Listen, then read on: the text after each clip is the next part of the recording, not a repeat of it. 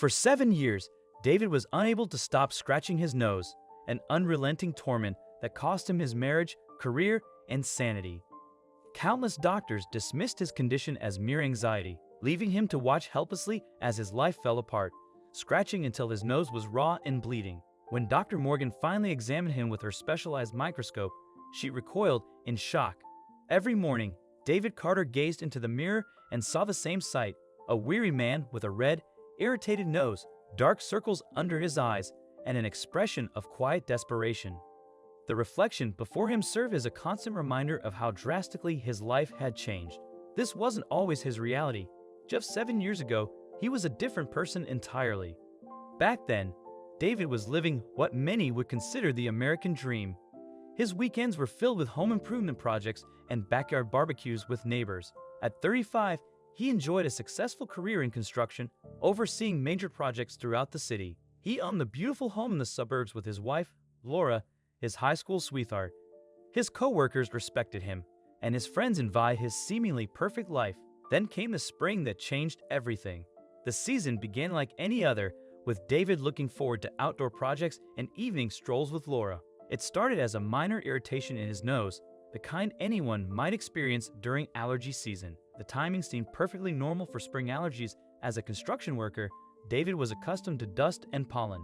He had encountered similar sensations before and thought nothing of it. He picked up some over-the-counter allergy medication and went about his day. But this time was different. The medicine that had always worked for him seemed completely ineffective. Days turned into weeks, and the irritation didn't subside. Instead, it grew stronger and more persistent. The slight tickle evolved into an unbearable itch that consumed his every waking moment. David found himself constantly reaching for his nose, trying to find relief that never came. His co-workers were the first to notice the change. The constant interruptions during meetings became impossible to ignore. What began as playful teasing about his new nervous habit soon turned into worried glances as they watched their once focused supervisor stop mid-conversation to frantically scratch his nose. The skin around his nostrils became red and inflamed, sometimes bleeding from the constant irritation. Laura tried everything she could think of to help her husband. Each day brought a new potential solution, followed by inevitable disappointment. She stripped their house of potential allergens, removing every plant and switching to hypoallergenic products. Their home began to look more like a sterile hospital room than the warm space they had created together. She even convinced David to wear a protective mask at work, hoping it would shield him from whatever was causing this mysterious condition. Nothing worked. Each failed attempt only added to their growing frustration. The scratching continued day and night, becoming more aggressive as David's frustration grew. The sound of his fingernails against his nose became a constant backdrop to their lives. Sleep became impossible. How could anyone rest when their nose felt like it was being tickled by invisible feathers? He would lie awake for hours, tossing and turning, while Laura watched helplessly from her side of the bed. The medical community offered no answers. Each specialist seemed more dismissive than the last.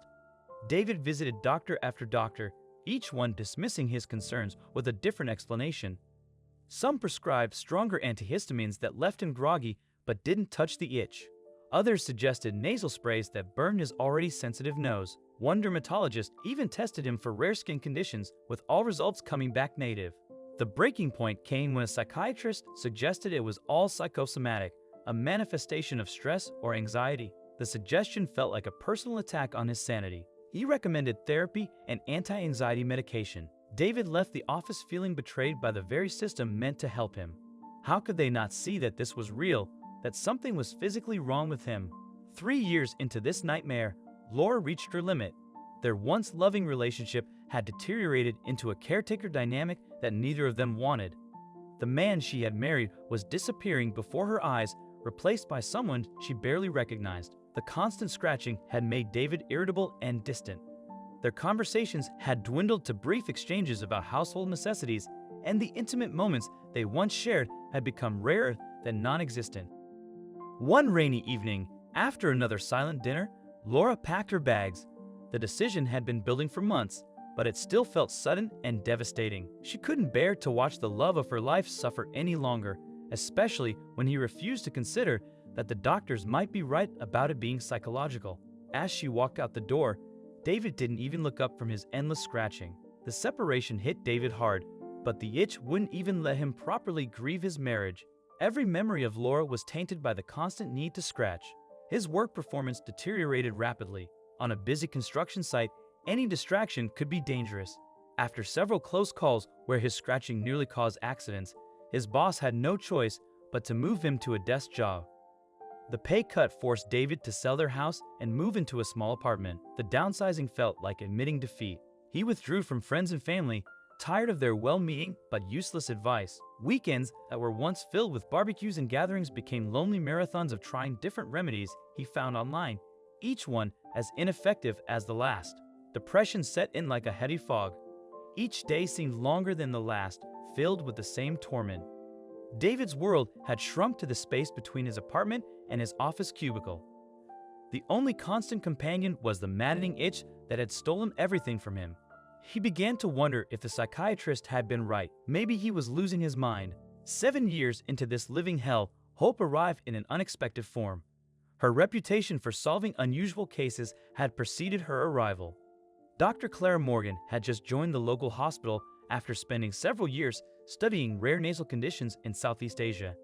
When David walked into her office, she didn't dismiss his story or immediately reach for a prescription pad. Instead, she listened intently, asking detailed questions about his work history and the exact nature of the sensation. Then she did something different. Her approach already felt more thorough than any doctor before her.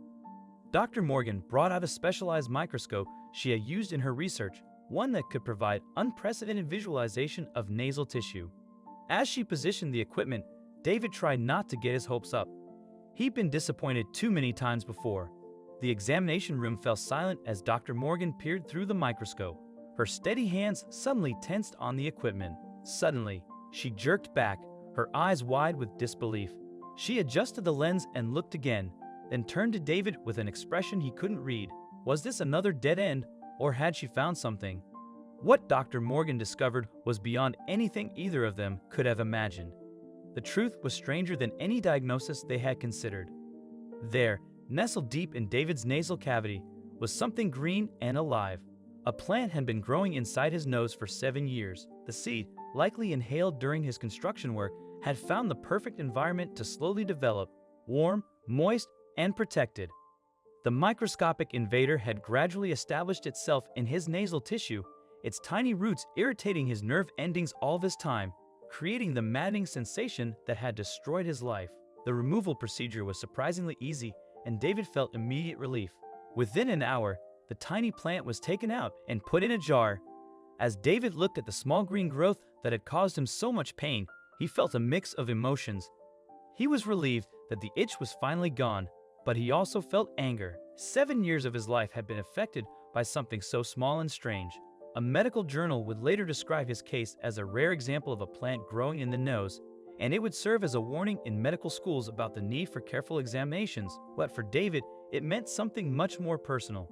Proof that he hadn't been crazy after all. As he left the hospital that day, holding the jar with the tiny plant, David wondered what Laura would think if she knew the truth. The years of doubt and frustration could have been avoided with just one look through the right microscope. Would she believe that a plant had caused their marriage problems? Would it even matter now, after all this time? And what about you? If something so small and unexpected was slowly ruining your life, how long would you keep looking for answers before giving up?